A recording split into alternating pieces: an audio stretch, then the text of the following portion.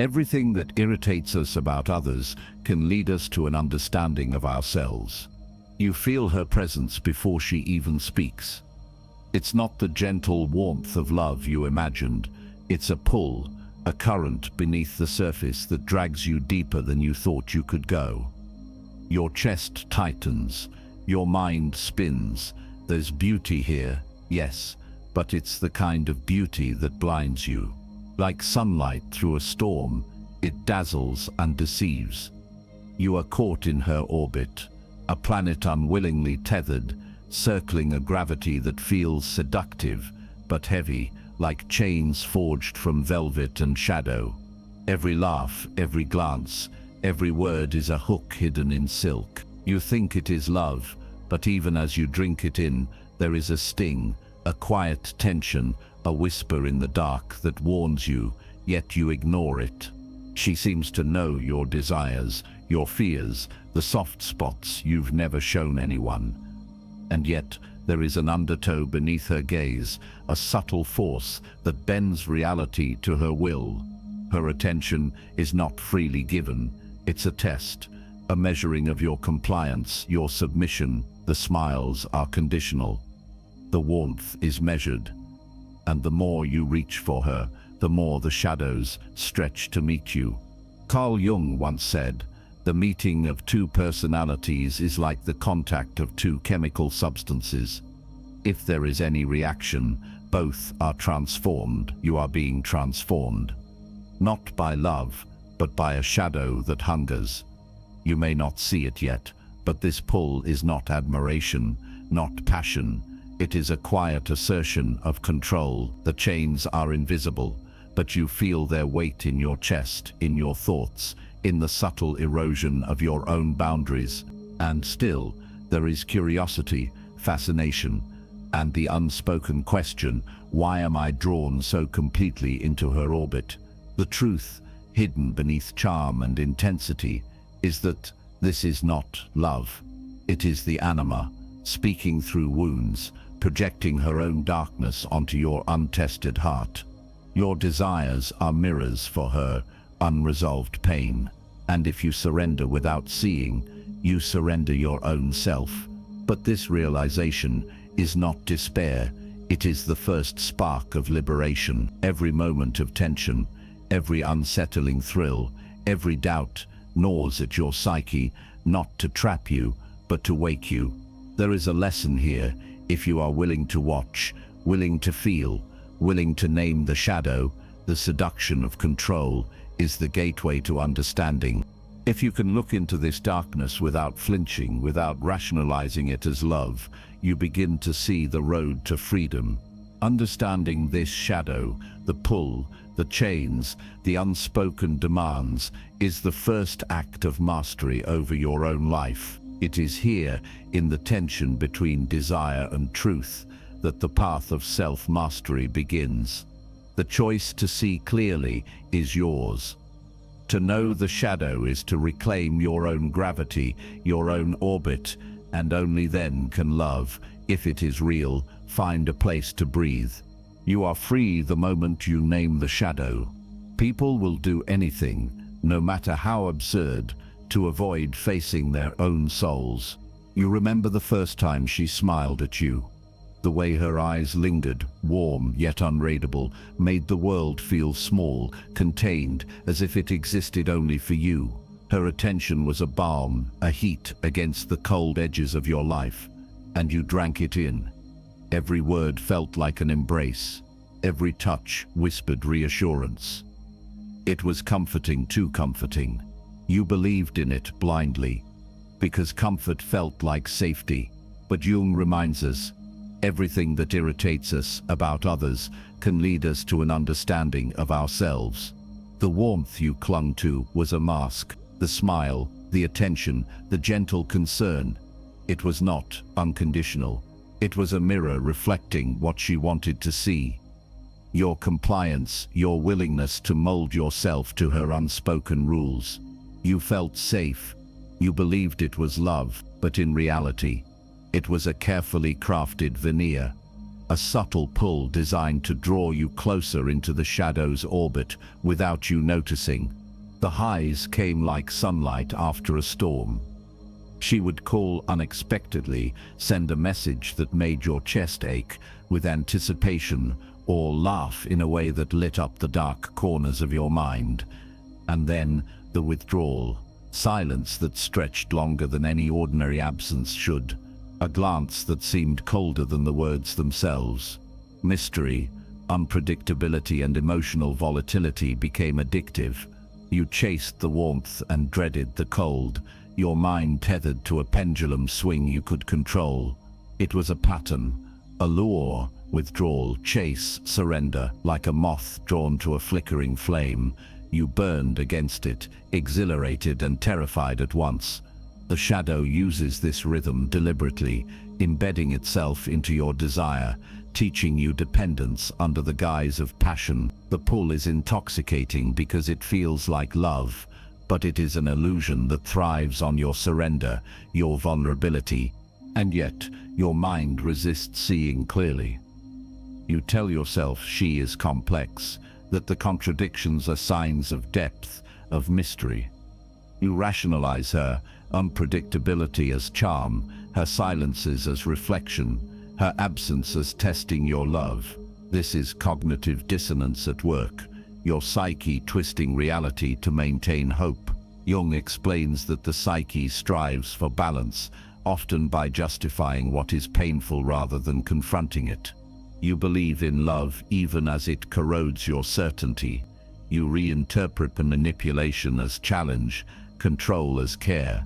Every rationalization keeps you in orbit, blind to the shadow beneath the surface. This is why the anima's pull is so compelling. It seduces not just the heart, but the mind, entwining both in the same narrative of false comfort. Understanding this is the turning point. The warmth you crave is not a gift, it is allure. The highs you chase are not intimacy, they are dependency, and the rationalizations your mind builds are not clarity, they are chains invisible but binding. The shadow's work is subtle, almost invisible, yet precise.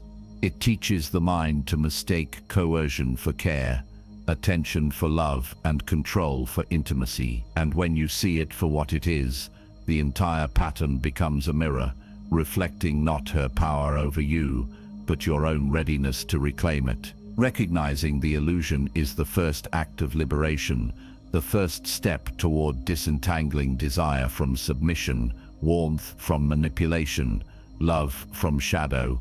You are awake the moment you see the mask. The most terrifying thing is to accept oneself completely.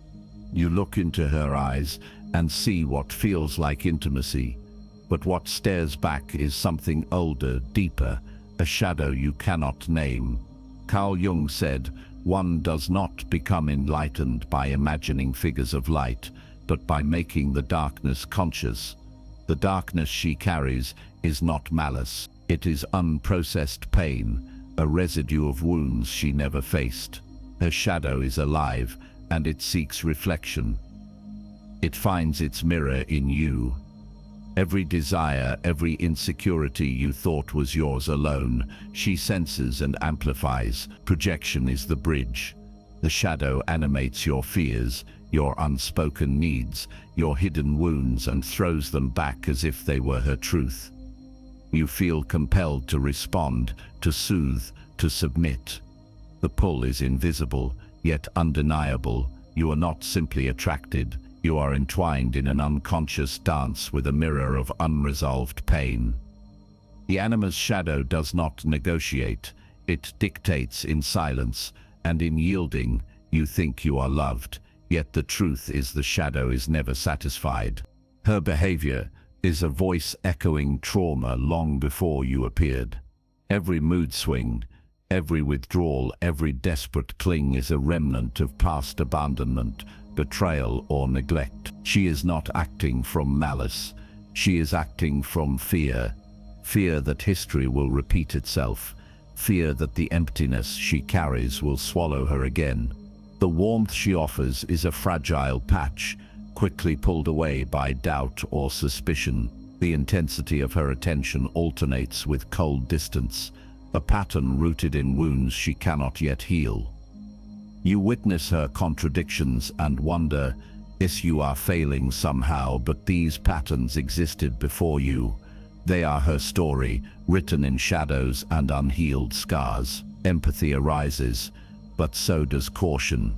Recognizing that her chaos is born of trauma, not intention to harm, you begin to see the subtle machinery of projection and fear. Her shadow reaches for the familiar: control, unpredictability, dominance, but it is a map of pain, not love.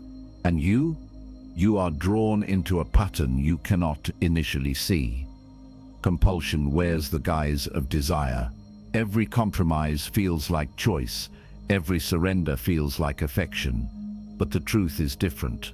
The shadow teaches you to yield, to bend, to anticipate her needs before she voices them. You are rehearsing submission, training yourself in anticipation of her moods, losing fragments of your will in the process. This is not intimacy, it is mimicry, a dance dictated by the unconscious dynamics of trauma and projection. Your heart races at her attention, not because of love, but because of habit, expectation, and the shadow's subtle orchestration. The surrender is hypnotic, a quiet erosion of autonomy disguised as connection. And yet, awareness is possible. When you recognize that your compliance is being drawn, not your desire, you reclaim the first fragment of freedom. The mirror is no longer a trap, it is a guide.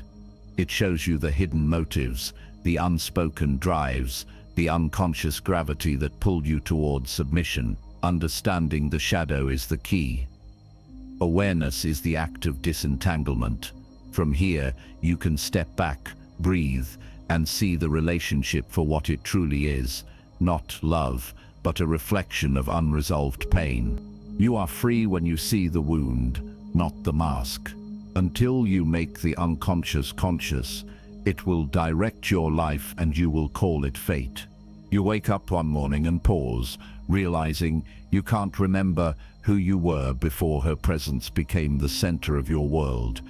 The boundaries you once relied upon, your routines, your opinions, your desires, have been quietly eroded. You notice small compromises first. You skip a hobby she never seemed to like. You mute your voice in conversations you once led. You question your own instincts because they feel secondary to her expectations.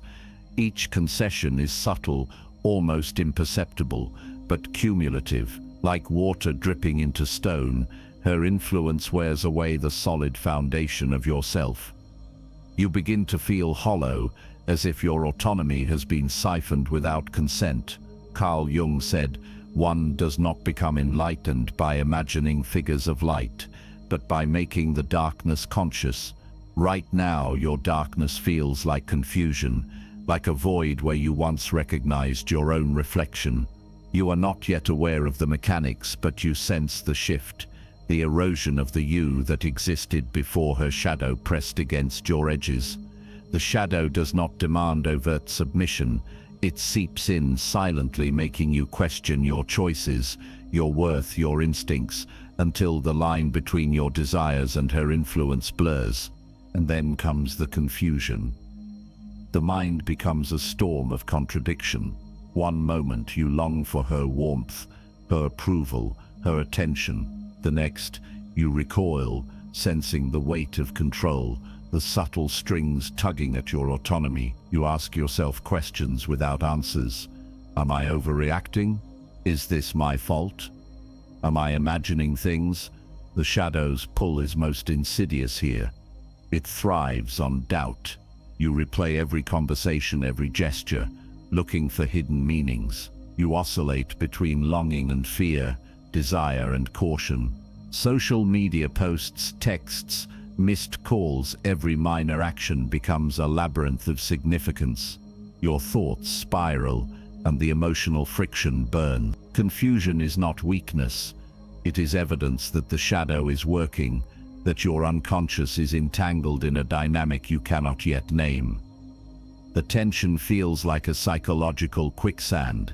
The more you struggle, the deeper you sink. You start questioning reality itself, the very narrative of love you have clung to. Then come the emotional storms, the highs and lows that feel like tides in a hurricane. A brief compliment becomes a euphoric peak. A gesture of attention ignites hope that borders on obsession. And then the withdrawal, the silence, the distance, the subtle disapproval crashes down like a thunderclap.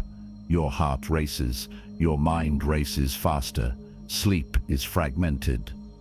Every memory of warmth is haunted by the dread of absence. You oscillate between hope and despair, attachment and aversion, desire and terror. Obsession creeps in quietly, analyzing her words, retracing your actions, trying to predict the next shift. Even in mundane moments, your thoughts are hijacked by this cycle of emotional chaos. This is the shadow's design, to fracture the psyche so that surrender feels inevitable, yet impossible to sustain without inner collapse. You are learning the cost of mistaking seduction for love, allure for intimacy. And in this maelstrom, there is a faint, piercing clarity. Your self is splintered, but not lost. Recognizing the chaos is the first step toward reclaiming your boundaries. Naming the storm, feeling it without succumbing, is your act of defiance. The shadow has revealed its power, and in witnessing it, you begin to gather fragments of identity, to see the patterns of manipulation, to discern the difference between pull and desire, between compulsion and choice. This is the moment when despair transforms into insight, the first spark of conscious mastery over your own psyche. You reclaim yourself when you face the storm. Everything that irritates us about others can lead us to an understanding of ourselves. You realize now that it was never love. The warmth you chased, the attention you craved, the highs that made your chest feel too small, all of it was a carefully disguised orchestration of the shadow. Love demands freedom. Love allows choice. What you experienced demanded compliance. Every compliment carried a weight, every smile a subtle command. You were drawn into a script written not for connection, but for control. The shadow does not wear a mask of cruelty, it wears a mask of care, tenderness, and allure. It seduces because it knows the only way to bind is to make you believe you are free. You replay memories, the late-night calls, the sudden disappearances, the soft reprimands, and see them differently now. Each was a test, each a nudge toward submission, each a silent lesson in relinquishing yourself. What you mistook for love was a dynamic of shadow and projection, pulling at your psyche and reshaping your sense of safety, affection, and worth. And yet, the blame is not yours. The shadow projects its pain, its fear, its need for control. It is not personal, though it feels intimate. Her demands, her inconsistencies, her intensity, all were echoes of wounds she has never faced. Fears that predate your meeting. Jung said, until you make the unconscious conscious, it will direct your life, and you will call it fate. The patterns you endured were not reflections of your inadequacy, but mirrors of her unresolved inner chaos. The harshness you felt was a shadow, not a verdict on your value. Recognition is liberating. Understanding that the storm was never about your failing heart, but about the shadow seeking reflection, allows your guilt and shame to dissolve. You begin to see the distinction between her projections and your essence, between submission disguised as intimacy and your own capacity for authentic love. The first step is awareness. To name the manipulation, to see the seduction as shadow play, is to reclaim choice. Awareness is resistance. It is the moment you pause before instinctively bending, before surrendering to the tides of fear and desire. You learn to feel the pull without giving in, to watch the shadows stir without mistaking them for affection. Each recognition, each conscious breath, builds a space between compulsion and decision. This is the beginning of psychological liberation, small, precise, unstoppable. You are not yet finished with the shadow, but the ground has shifted beneath your feet. You now walk on clarity, not confusion. You now see the difference between illusion and truth, between surrender and love. You reclaim yourself when you see the shadow, not the mask. He who looks outside dreams. He who looks inside awakens. You stand at the edge of the storm, and for the first time, you do not flinch. The shadow that once dragged you into confusion and compulsion now sits before you, unmasked, undeniable. Its darkness is vast, a weight pressing against the edges of your perception, yet you know and feel the pull to hide. Jung said, "Until you make the unconscious conscious, it will direct your life and you will call it fate." You realize that the chaos you endured, the obsession, the surrender, it was never truly about her. It was about facing the unspoken, unintegrated parts of yourself, mirrored back through the anima's intensity. You breathe, steadying the rapid pulse in your chest, and understand that confrontation does not mean aggression, it means acknowledgement. Seeing the shadow does not weaken you, it illuminates the areas where you have been blind, where you have ceded control unknowingly. This is courage, not the absence of fear, but the deliberate act of stepping into it, holding your ground while the darkness roars around you, and in that holding, something shifts. Fear no longer dictates your response. The shadow is present, palpable, but you are present too, anchored in awareness and self-possession. Integration begins here. You notice the patterns, the repeated pulls towards submission, the subtle seductions that once bent your will. You no longer recoil or comply. Instead, you observe. You learn its language. The way attention becomes control, desire becomes compulsion, withdrawal becomes a test. You translate these signals into understanding, seeing the shadow not as an enemy, but as a teacher. Empowerment is not in conquering the shadow, nor in rejecting it. It is in acknowledging it, mapping its influence, and reclaiming your choice. Each recognition, each pause before you yield, each breath before instinctive surrender builds a bridge between fear and freedom. You start to act from awareness rather than reaction. You start to place your boundaries where they belong, not where the shadow dictates. The intensity that once overwhelmed you is now a tool, a guide, showing you precisely where your autonomy can be strengthened. Empowerment is practical. It is the act of seeing, naming, and choosing consciously. And now comes transformation. The energy that once ensnared you, the magnetic pull that left you dizzy and fragmented, can be redirected. Desire becomes curiosity. Obsession becomes focus. Passion becomes personal growth. You channel the seductive force of the shadow into creative expression, ambition, and self-mastery. The lessons it teaches, the understanding of projection, compulsion, and the unconscious pull of trauma, become fuel. Every heartbeat that once raced in anxiety now drives deliberate action. You take the magnetic intensity of connection and redirect it inward, strengthening your psyche, your discipline, your capacity for authentic relationships. The shadow no longer dominates your life. It becomes a mirror, a guide, a source of energy transformed into purpose. The darkness is still present, but it illuminates rather than obscures.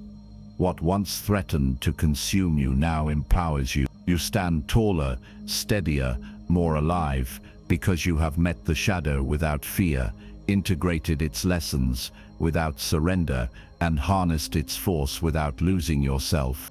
You are powerful when you embrace the shadow and choose your light. Your vision will become clear only when you can look into your own heart. Who looks outside dreams. Who looks inside awakens. You stand at the edge of the storm, but this time you do not tremble, The chaos that once ruled your mind, the magnetic pull of uncertainty and compulsion, has lost its grip. Awareness has given you a choice, a profound, unshakable freedom. You no longer bend instinctively to another's shadow. You pause before yielding, breathe before reacting, and see the forces at play with clarity. Carl Jung reminds us that the path to individuation begins when the unconscious is brought into consciousness. You have done this. You recognize the patterns, the seductions, the pulls of the anima's unresolved wounds. And because you see them, you are free to step out of the orbit of manipulation, free to decide whether to engage, and free to prioritize your own integrity over reactionary surrender. Choice is not abstract. It is palpable in every decision, every boundary you assert, every moment of self-respect you claim. The awareness you have cultivated is the first and truest expression of liberty. With clarity comes peace. The shadows that once haunted your nights now exist as reflections, not threats. Understanding transforms fear into serenity.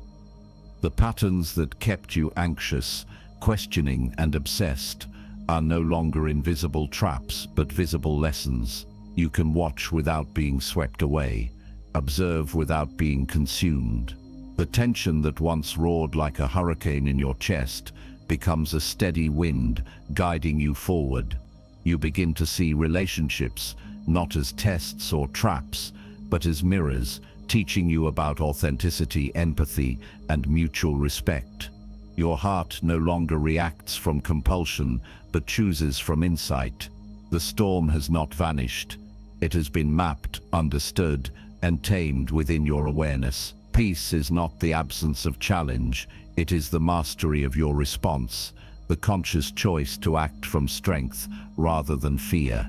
And now comes growth. You envision a life built on clarity, integrity, and conscious love.